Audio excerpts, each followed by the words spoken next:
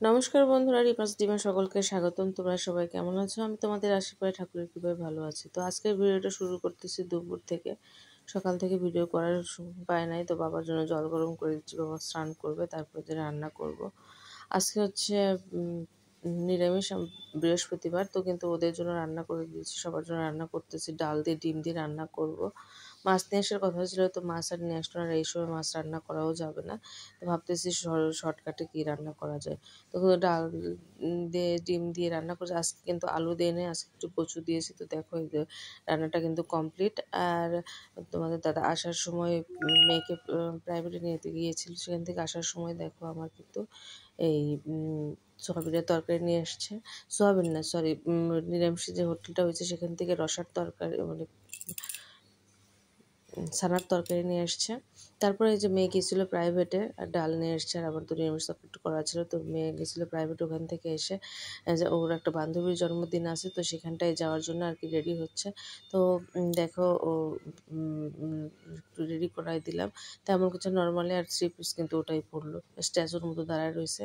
আর ওই যে দেখো চোখে এত বেশি এই আমার মেয়ের সবচেয়ে মেকআপের মধ্যে সবচেয়ে পছন্দের বিষয়টা হচ্ছে হাইলাইট। ও হাইলাইট দিতে অনেক বেশি পছন্দ করে, মানে এমনিও যেন হাইলাইট দিয়ে বসে থাকে, এরকম একটা পরিস্থিতি। তো ওকে কিছু টাকাও দিলাম, হাতে দেখতে পাচ্ছ টাকা। তোমাদের দাদা গিয়ে ওখানে রেখে আসবার। এই যে দেখো মানে মাস্কম্যান, অল টাইম মাস্ক পরে থাকে। সে বাড়িতে বসে থাকবে, তাও মাস্ক পরেই থাকবে। কী করে যে পারে ভগবান সে জানে। তো সে যাই হোক, এই হচ্ছে একটা নগাঁতে বাটার বোর্ডে একটা নতুন রেস্টুরেন্ট হয়েছে, সেই রেস্টুরেন্টে আর কি ওরা করলো।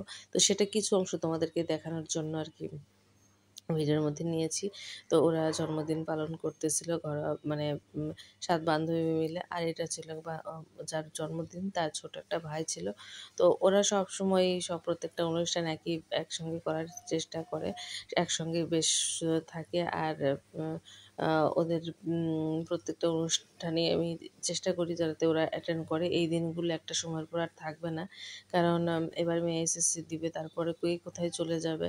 তাই স্কুল লাইফটা সুন্দরভাবে উপভোগ করাটা প্রয়োজন। এবং স্কুলের বান্ধবীরা হচ্ছে অনেক এই বান্ধবীগুলো আসলে পরবর্তীতে আর থাকে না। কলেজে যাওয়ার পরও বান্ধবী হয়, কিন্তু স্কুল লাইফের মতো বন্ধুবান্ধব আর থাকে না। তো যাই হোক, সেটাই বেশ সুন্দর উপভোগ করতেছিল জন্মদিন। প্রত্যেকটা জনের জন্মদিনই এরা এভাবেই পালন করে। তো সেটাই তোমাদের মধ্যে। আর এই মুহূর্তে তো তারপরে ওরা চলে আসলো সন্ধ্যার আগে চলে আসছে। আসার পর তারপরে ফ্রেশ ট্রেশ হয়ে সন্ধ্যাবাতিও দিয়ে নিল। আমি আজকে সন্ধ্যাবাতি দিলাম না, কারণ আমি আজকে একটু রান্নার আয়োজনটা করতেছি। আজকে হঠাৎ করে আর কি মনে চাইলো যে একটু লুচি করি আর একটু সবজিও রান্না করি। তো তারপরে দেখেছি যে দেখো একটা ননদ আসলো ঘোরার জন্য। এরা এই ননদের উপরে বিল্ডিংয়ে উঠেছে। তো এটা হচ্ছে পিস্তাতো ননদের জামাই।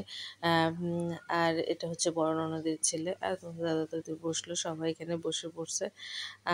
তো ও এমনি ওর ভালো লাগতেছিল না, বিধায় হুট করে চলে আসে। তো তারপরে আস্তে আস্তে তো বলতেছিল যে বৌদি লুচি করছো কেন? বললাম যে আসলো যখন একটু হালকা পাতলা কিছু করে খাওয়াই তোমাদের। আর তারপরে দেখো বলতে বলতে সবাই চলে আসলো হুট করে আর কি। আয়োজন ঘরোয়াভাবে আর কি, আয়োজন কোনো প্রিপারেশন ছাড়াই একটা ছোটোখাটো একটু মানে একসঙ্গে বেশ খাওয়া দাওয়া করলাম, বেশ ভালোই লাগতেছিল। তো দেখো, আর এই যে কৃষক তোমাদের দাদা অল টাইম গামছা পরে রয়েছে। আর তারপর যাই হোক, ওদের খাওয়া দাওয়া শেষ করতে করতে সব কিছু করতে করতে 12টা 12:30 বেজে গেলো। তারপর ওরা চলে গেলো। যাওয়ার পরে যে আমি একটু ফ্রেশ ট্রেশ হয়ে নিলাম, ঘরটার মানে রান্নাঘরটা সব কিছু পরিষ্কার পরিচ্ছন্ন করে ফ্রেশ হয়ে নিলে একটু মানে দিলাম। প্রচণ্ড গরমও লাগছিল, যে স্নান মানে গাটা ধুলাম, চুলটা ভেজাই নাই। চুলে ভাবছিলাম তেল দেবে, তোমাকে দেখানো হয় না। রান্নাঘরটা পরিষ্কার করলাম আর কি, সব কিছু কমপ্লিট। তো তারপরে আমি কিন্তু খাওয়া দাওয়া করলাম। আমার খেতে খেতে প্রায় 1টা বেজে গিয়েছিলো। এত রাত্রে খাওয়া উচিত না, কিন্তু প্রচণ্ড ক্ষুধা লাগছিলো, তাই খাইলাম। যে দেখো আমার জন্য একটু ভাত রান্না করেছি। আমি আর লুচি খাবো না, কারণ ভালো লাগতেছিল না। আমি একটু ভাতই খাবো। তো এই তো ছিল বন্ধু। সবাই কিন্তু শুয়ে পড়ছে এখন, আমার শুয়ে পড়ার পর, কারণ অলরেডি 1:30 বেজে গেছে। আর এখানে দেখো কিছু টুকটাক খাবারগুলো ডাইনিং একটু রেখেছি, কারণ সকালবেলা বাবা একটু একটু খাওয়ার কোনো ওষুধ আছে। তো এইভাবে ছোটোবেলায় যখন আমি ছোট ছিলাম তখন এভাবেই কিন্তু আমার বাবা এভাবেই খাবার সাজিয়ে রাখতো, যেমন যখন তখন ক্ষুধা লাগবে। বয়স হয়ে গেলে মানুষ ছোট মানুষ হয়ে যায়। তো যাই হোক বন্ধুরা, এই তো ছিল সারাদিনের ভিডিওটা। হুট করে একটা আয়োজন হলো, খুব ভালো লাগলো এবং সবাই একসঙ্গে খাওয়া দাওয়া করলে বেশ ভালোই লাগে। তো ঠিক আছে। আর অন্ধকারের মধ্যে সিঁদুরটা দিয়েছি, দেখো কেমন মানে ঢেপে গিয়েছে। তো যাই হোক, ভিডিওটা ভালো লাগলে অবশ্যই লাইক করবে, পরবর্তী ভিডিওটা এমন দেখা এমন তো